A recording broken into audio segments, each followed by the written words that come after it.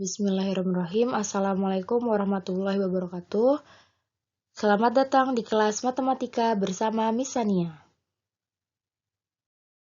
Di sini kompetensi dasarnya pengetahuan menjelaskan himpunan, himpunan bagian, himpunan semesta, himpunan kosong, komplement, himpunan, dan melakukan operasi biner pada himpunan menggunakan masalah kontekstual. Keterampilannya menyelesaikan masalah kontekstual yang berkaitan dengan himpunan, himpunan bagian, himpunan semesta, himpunan kosong, komplement himpunan, dan melakukan operasi biner pada himpunan. Jadi kita masuk ke bab 3 ya di buku paket ya. Tujuan pembelajaran pada hari ini membedakan himpunan kosong dan nol serta notasinya. Kemudian kalian bisa menentukan himpunan bagian dan menentukan banyaknya himpunan bagian dari suatu himpunan. Kita masuk ke himpunan kosong. Kita mulai dari definisinya. Apa itu himpunan kosong? Himpunan kosong adalah himpunan yang tidak mempunyai anggota. Nah, di sini ada lambang himpunan kosong seperti apa? Seperti O dicoret atau kurung kurawal, 2 kurung kurawal ya. Ini dipilih, boleh yang ini atau yang kurung kurawal. Jadi jangan digabungkan, oke? Nah, contohnya seperti apa yang tidak mempunyai anggota itu? Contohnya, nama hari yang berawalan huruf B. Ada nggak? Hari yang awalan hurufnya itu B. Kan ada Senin, Selasa, Rabu, Kamis, Jumat, Sabtu, Ahad ya. Nah, ada nggak yang huruf B? Ternyata tidak ada. Nah, seperti itu. Jadi, nama hari yang berawalan huruf B karena tidak ada, berarti dia termasuk himpunan kosong. Kemudian contoh yang berikutnya itu B sama dengan atau B adalah himpunan X dengan X adalah bilangan asli kurang dari 1. Bilangan asli itu kan dimulai dari angka 1. Nah, di sini ada keterangan tambahan kurang dari 1. Jadi tidak mungkin ya. Karena kurang dari 1 itu berarti kan 0 dan angka negatif. Padahal bilangan asli itu dimulainya dari angka 1 gitu.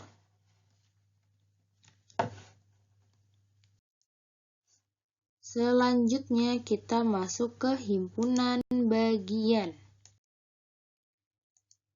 Oke, di sini kita bahas dulu definisinya. Apa itu himpunan bagian, apa itu bukan himpunan bagian. Oke, di sini. Misal himpunan K dikatakan himpunan bagian dari L jika setiap anggota K ya, jadi semua anggota K ini juga menjadi anggota di himpunan L, sehingga nanti dinotasikannya seperti ini. K himpunan bagian L, notasinya seperti C tapi agak panjang ya, dibacanya himpunan bagian.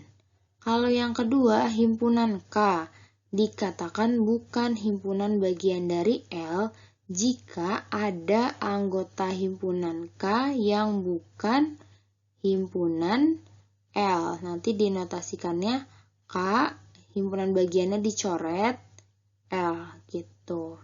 Contoh, di sini kan ada A 1, 2, 3, 4, 5. B-nya 2, 3, 5. C-nya 5, 7, 8. Bukan kira-kira nih. Jadi, himpunan bagiannya apa? Himpunan bagian apa? Coba, bisa?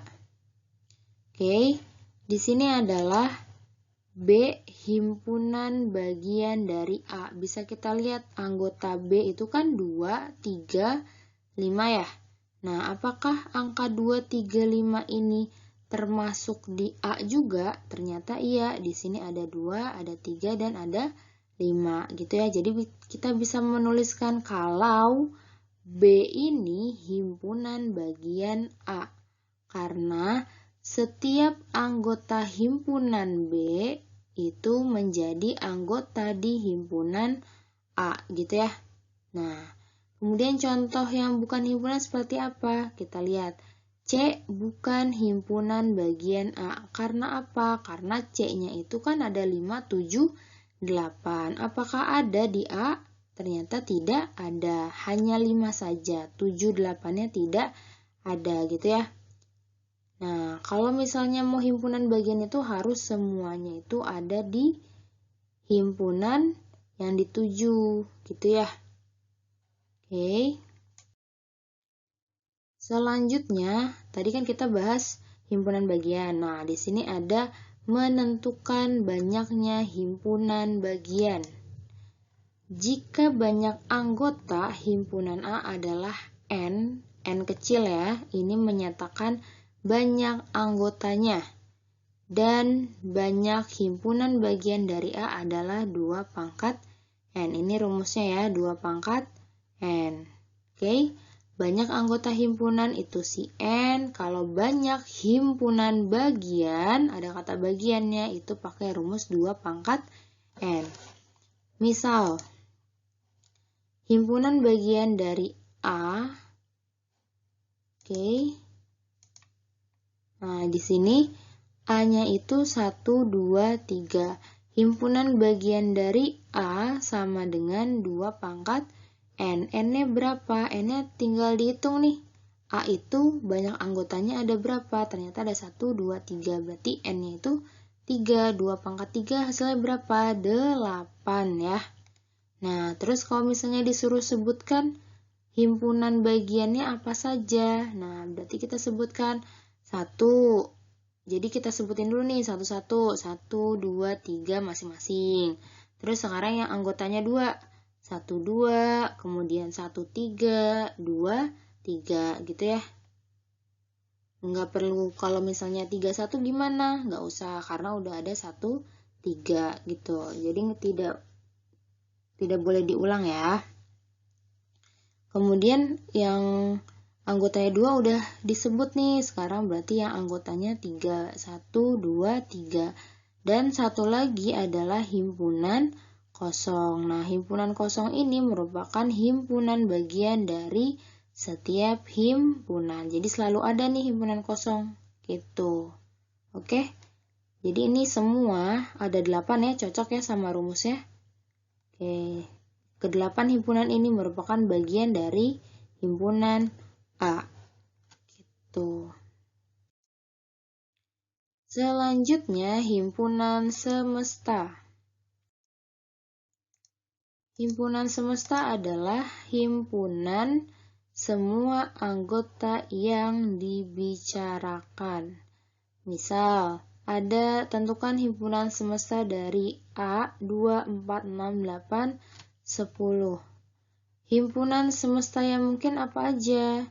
Nah, karena coba di sini bilangan cacah. Bilangan cacah itu bilangan yang dimulai dari angka 0 dan bergerak ke kanan. Seterusnya 0, 1, 2, 3 dan seterusnya ke arah kanan. Itu bilangan cacah. Apakah angka-angka ini masuk ke bilangan cacah? Masuk ya, jadi ini boleh.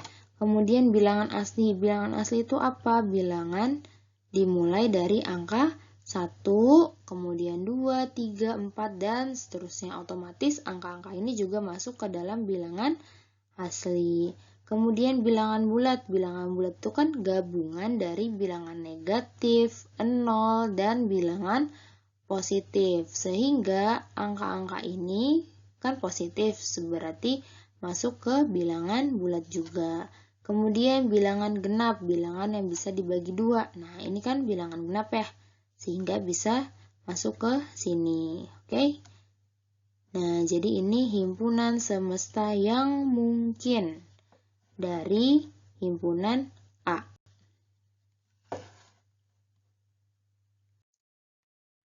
Untuk latihan soalnya, itu evaluasi mandiri 3 dan evaluasi mandiri 4. Di sini dari nomor 1, 2, 3, 4, 5 yang bagian D saja. Kemudian dilanjut EM 4145 gitu ya, dikerjakan di buku latihan.